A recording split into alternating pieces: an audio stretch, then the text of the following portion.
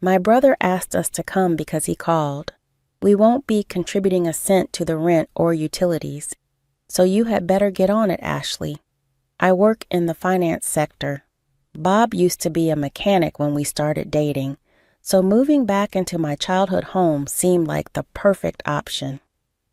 I should clarify. When I say childhood home, my parents do not currently live there, but it is where I am from. In fact, my family home is an old barn conversion that was once our family business, which Dad used to run as the CEO. I have a brother who was supposedly on the track to take over my father's business, so he majored in economics. My talented brother also attended school at Oxford University and worked in business management to come back home, work under my father for a few years. Eventually, my parents wanted to enjoy their retirement and moved to a place like Aspen, Colorado, seeming to enjoy their relaxed life surrounded by nature. Since my brother was given the company in return, my parents passed down the family home to me, their daughter, and I decided to live there with my husband. The house is conveniently located with excellent access to public transportation, less than a 5-minute walk from the train station. Commercial facilities, hospitals, and schools are also within walking distance. Considering the future when our children leave the nest, we will be able to live comfortably. So in that sense, I am grateful that my parents gave me this house. We were planning on expanding our family and living happily, but we never thought that our life would come to a sudden end because of such an incident.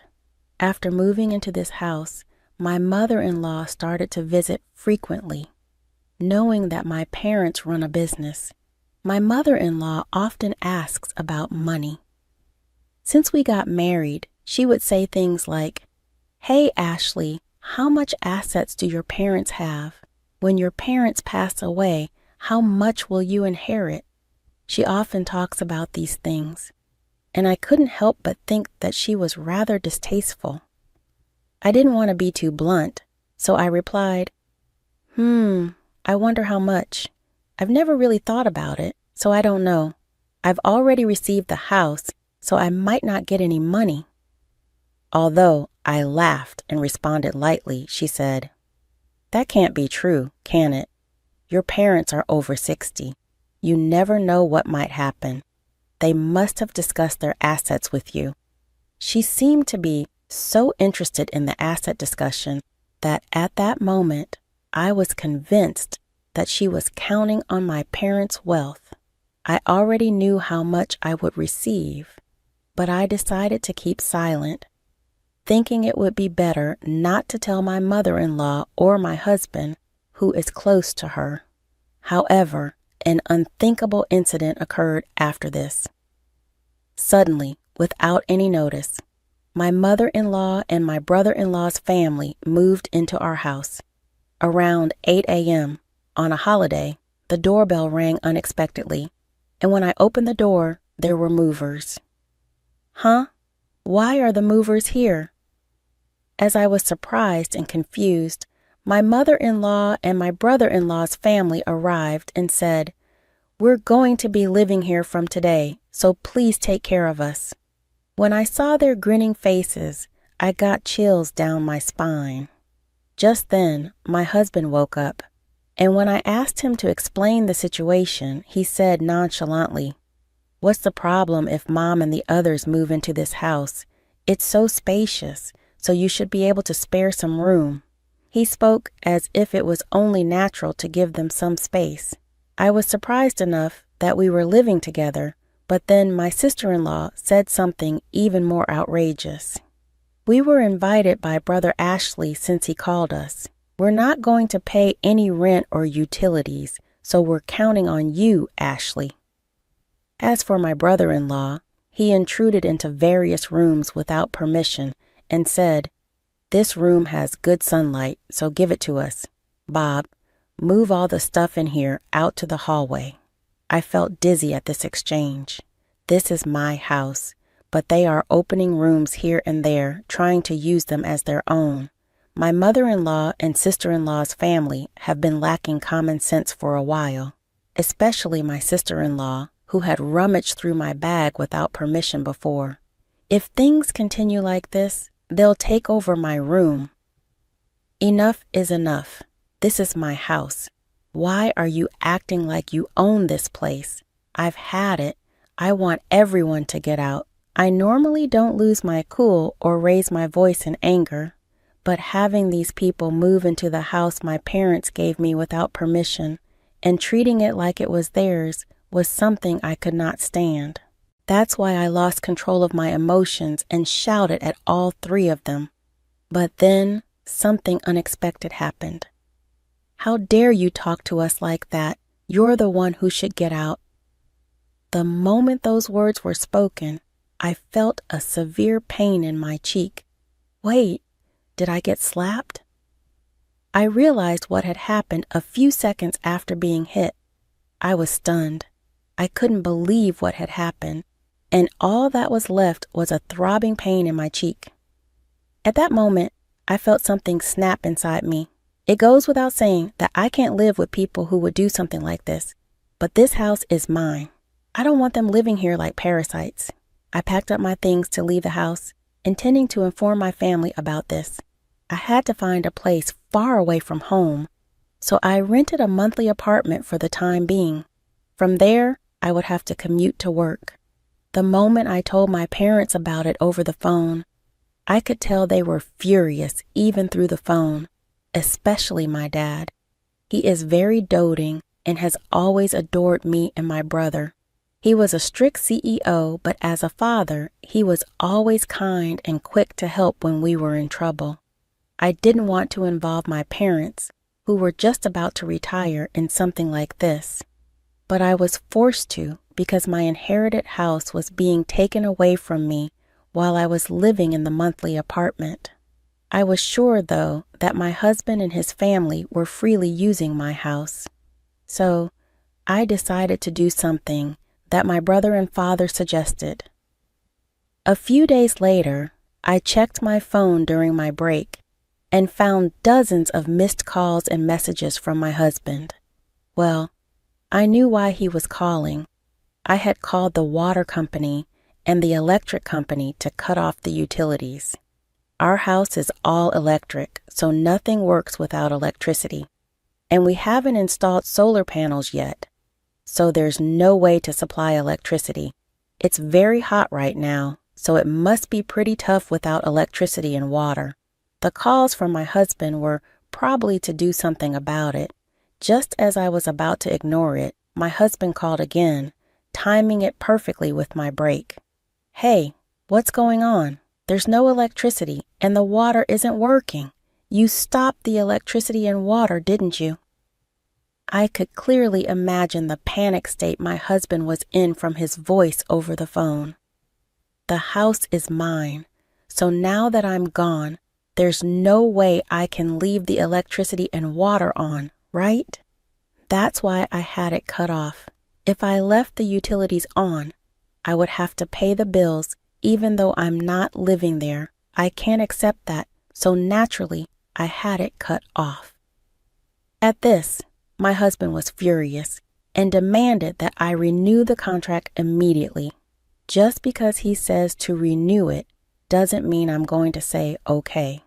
If they want to renew it, they should do it with their own money.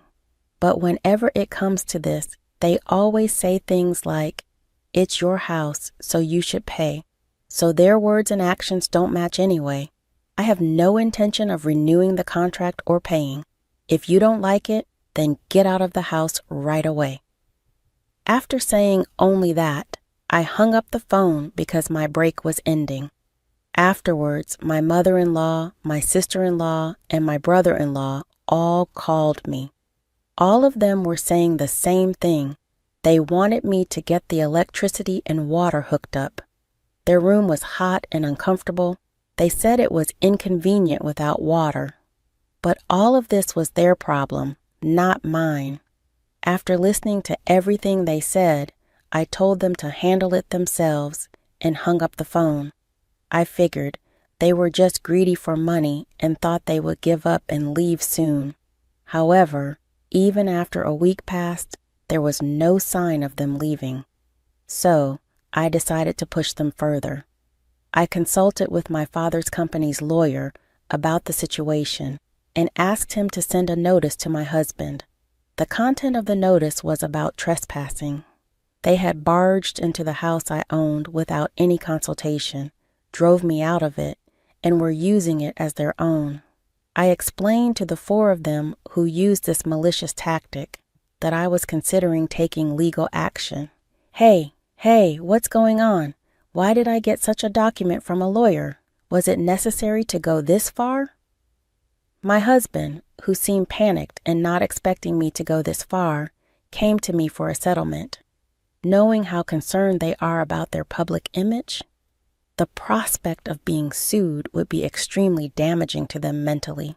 They definitely want to avoid dealing with a lawyer at all costs, but they don't want to give up their current lifestyle.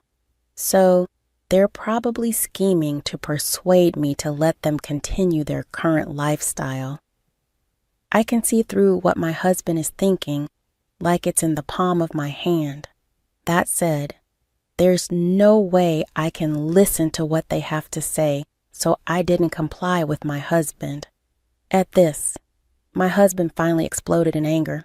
Forgetting that he was at work, he yelled at me loudly, "Cut it out. Are you getting carried away just because we're a little underhanded?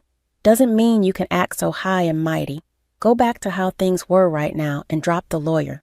Even though he yelled in anger, it didn't affect me at all. On the contrary, I was annoyed by his phone call, thinking, who do you think you are taking over someone else's house? No matter what you say or shout at me, my feelings won't change. If you continue to squat there, I will take legal action. You better think hard before you act. Over the phone, my husband was still shrieking, but I ignored him and hung up the phone. This is a waste of time, and I've already talked to my lawyer about divorce. When I got home, I had received calls from my mother-in-law and sister-in-law, but I knew they were just going to talk about settling the matter. I didn't want to waste any more time, so I blocked their numbers to prevent further calls. After that, my prideful husband's family couldn't bear the idea of being sued, so they packed their bags and vacated the house. Then the lawyer intervened, and the divorce negotiations proceeded smoothly. I also had a house cleaning service come in, and finally, I was able to return to my sparkling clean house. Living apart from my husband's family, and then in a monthly rental, was comfortable. But, of course, living in my own home is the best. The house is pretty worn down in some places, so I need to consider renovating soon. I consulted with my father, and he introduced me to a good contractor, so I started consulting about the renovation. Living alone is really comfortable. I'm not bound by anyone. I can lie around on the sofa without getting scolded. I can eat whatever I want without anyone saying anything. While I was enjoying my current life, I received a call from my ex-husband for the first time in 3 months. At first, I didn't answer the phone because I didn't recognize the number. But when the call kept coming from the same number, I thought it might be from a contractor, so I reluctantly answered. However, as soon as I recognized the voice, my mood was completely ruined. It was my ex-husband, whom I had divorced 3 months ago. I had already divorced him with the intervention of a lawyer. We even made a promise never to approach each other again. So, what on earth does he want now? Changing his phone number just to call me is strange, no matter how you look at it. We promised through our lawyer not to see or contact each other again. There's nothing left for us to talk about, so please don't contact me anymore. Right as I was about to hang up the phone, he said, "Hold on a minute, please. I just need you to listen, just for a little while. I'm begging you." With that, he started talking without any permission from me. Apparently, my ex-husband's company is facing a serious financial crisis, and it's been decided that his salary will be reduced. My mother-in-law's health is not good, and she is unable to work. My sister-in-law and her husband can't contribute to the living expenses since he isn't working a steady job. My sister-in-law is working multiple part-time jobs, but most of her paycheck is being used to pay off the debt that my brother-in-law made. The situation was desperate, as my ex-husband was trying hard to make ends meet, but with his salary getting cut, it will become increasingly difficult to survive. Well, hearing all that, I couldn't think of anything but, okay, is that so? They intruded into my house without my permission, did whatever they pleased, and then tried to kick me out. It's simply unbelievable. I feel nothing for the people who did such a thing, and I have no sympathy for them. Even if you tell me these things, it doesn't solve anything. It's your family. You should deal with it yourself. There's nothing I can do about it. At my words, my ex-husband started to panic even more. Don't say things like that. We're in serious trouble. We won't even be able to pay the rent for the apartment, and we'll be struggling for food tomorrow. Hey, we used to be a family, right? Please help us, he pleaded in a voice close to crying. But I was not convinced. When I was in trouble, he did nothing to help and looked down on me along with my mother-in-law. Just like my mother-in-law, my sister-in-law, and my brother-in-law have also always looked down on me. They insulted me for my plain appearance or my old-fashioned way of thinking. They told me not to come around because they said I was so stiff and outdated that it was rubbing off on them, and they didn't care how hurt I was. As for my mother-in-law, she not only made things worse, but also pushed me to have a baby as soon as possible. She forced strange herbal medicines on me, made unnecessary doctor's appointments, and told all the neighbors that I was a barren wife. Looking back, there wasn't a single good thing about my marriage. My ex-husband, who used to be so kind before we got married, started to become my mother-in-law's puppet after the wedding. The first day my mother-in-law stormed into our house, I was out because I had an appointment. Apparently, my mother-in-law was upset by this and cried to my husband. I wanted to see Ashley, but she wasn't there. I want to be friends with Ashley. I'm sad. After hearing his mother cry, my ex-husband yelled at me without listening to my side of the story. She said that she wanted to get along, but all she ever did when we met was bad-mouth me. My son seems to have lost weight recently.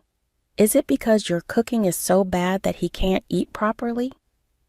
She said things like this loudly, whether we were at home or outside, so there was no way we could get along. My sister-in-law and brother-in-law also joined in laughing at me. I can't help people who act like this anymore. No matter what you say, my feelings won't change. I can't help you guys, so I'm going to hang up now and don't ever contact me again. With that, I finally hung up the phone and blocked the new number. Knowing my ex-husband, he might change his number and try to contact me again. So I decided to change my phone number at the store over the weekend. But before that, those four took action. They broke the promise of the lawyer and suddenly came to my house at 11 p.m. Open up. Let us in and take care of us. We're family. You should help us. They were banging on the door and yelling without considering the time. Hey, what's the matter at this hour? Please go back home as it's causing a nuisance to the neighbors. When I went to open the door, they seemed ready to barge in. So I figured I'd try talking through the intercom, but the four of them didn't care. They started banging on the door and raising a ruckus. I couldn't believe I was dealing with people this out of control.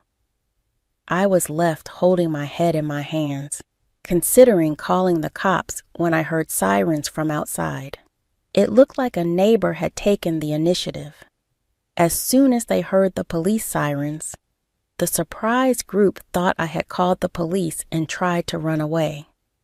By then, a crowd had gathered, and escape was not an option. The four of them were escorted to the police station by the responding officers. I was questioned about the incident and explained everything that had happened. After that, the word about what my ex-husband and his pals had done spread quickly in the neighborhood. It turned out that among the crowds that had gathered was a co-worker of my ex-husband's. By the next day, the whole office knew what had happened. They were pissed off and gave him the boot. Not long after making less money anyway, thanks to his pay cut. Well, my ex-husband was eventually fired from his job and couldn't pay the rent for his apartment. Hamilton lost his place in the group, they say, and access to its safety net of food. His estrangement from his sister's family followed a run of money problems that one social worker describes as a perfect storm. Bob is now homeless, living in public housing, with his mother and working 3 part-time jobs to pay the bills. His mother, too, has taken on a part-time job of 2 4 days each week in the hope of making some cash.